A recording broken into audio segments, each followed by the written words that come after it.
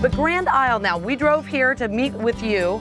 It's a one-lane road, and we drove through marshes, and it was a little scary because I did it at night, and I couldn't quite see where I'm going, but explain this little island. Grand Isle is at the end of the earth. If you think of Louisiana as a boot, and you look at the toe of the boot, and the little toe kind of elongated into the Gulf, this is where we're standing. There it is right there. Highway 1 comes right into the Gulf. But yeah, it's a two-lane highway, but it's what that two-lane highway delivers the visitor to, and that is this beautiful people, beautiful space, beautiful water. Oh, it's and gorgeous. The food incredible here. Oh, the fresh fish, I can't even tell you. Now, our next one, now this is really a treat. Yeah.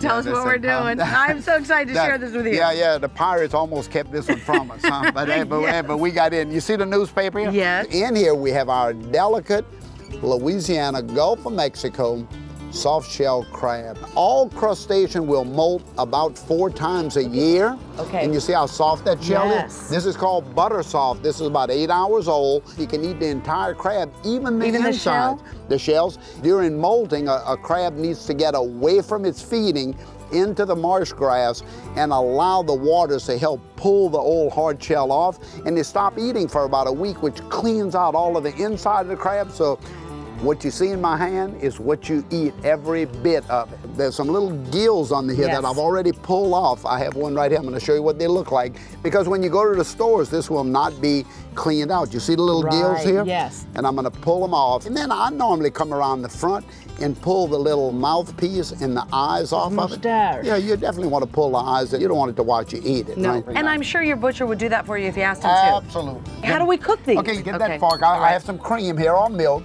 All I'm right. going to add a little egg yolk. I'm going to add a little salt to it and a little pepper. Heavy cream. Well, I'm using heavy cream. Of course you are.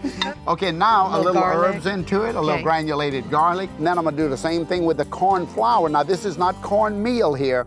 This is corn flour. Flour. It's a lot like polenta. And I'm going to add a little bit of salt, pepper, and a little cayenne in there. Here I have a vegetable oil. It's at about 375 degrees, because when we drop the crabs into it, the temperature will drop. And if you're cooking at too low a temperature, not only will you drop the breading off of the crab, but you'll also let the oil be sucked up into the crab, which you don't want. Your oil has to be hot, and then you won't saturate your food with oil. You want to just cauterize, as we say, and that keeps the oil from getting into the crab. Temperature is the most important thing. Okay. So you ready to go here? Yes. Okay, I have the crab. We've cleaned the gills I gotta out. see how you're gonna do I'm going to this. go ahead and dip it right into the egg wash. The only danger to this crab, and I'm going to just tell you in advance. It's not going to pinch me, is it? No, it's not Okay. going to pinch you. But since it's so full of juicy liquid at this point, sometimes it'll want to kind of pop on you. I'm going to make sure that you kind of step out of the way. This is the hallelujah crab, because you'll see why right now. I go into the oil by holding the claws up like this for just a second. Do I yell, hallelujah? And then you let those Yes, claws, you do. those claws fall over like that. This crab's going to cook so fast you can't even imagine it. Woo! See, what did I tell you? That's it. It Huh? will pop. Okay, so be careful. We just gave you the best hint of the day. Drop it in and take one step back, out. right? Okay, all right. I'll turn that crab over. And look how Wow. it's floating in there. And it's golden. That's why the temperature is so important. That's right. If that temperature was below 375 when I put it in, the crab would have sunk to the bottom. The breading would have absorbed the fat. It would have fallen off of the crab into the bottom of the pan, and I Game would have over. a soggy crab. Game over. Who wants it? Absolutely. Right. Look at the color of that crab, how beautiful it is. See that? That's stunning. And I'm going to just put this on the platter for you just quickly. You notice any grease on that? Nothing. Look, even the napkin won't absorb That's grease right. because it's not on that crab. You did it right. But this is Yeah. hallelujah. Want to know how I presented at the table? Yeah. 2 per customer. Of course. Oh, absolutely, even children.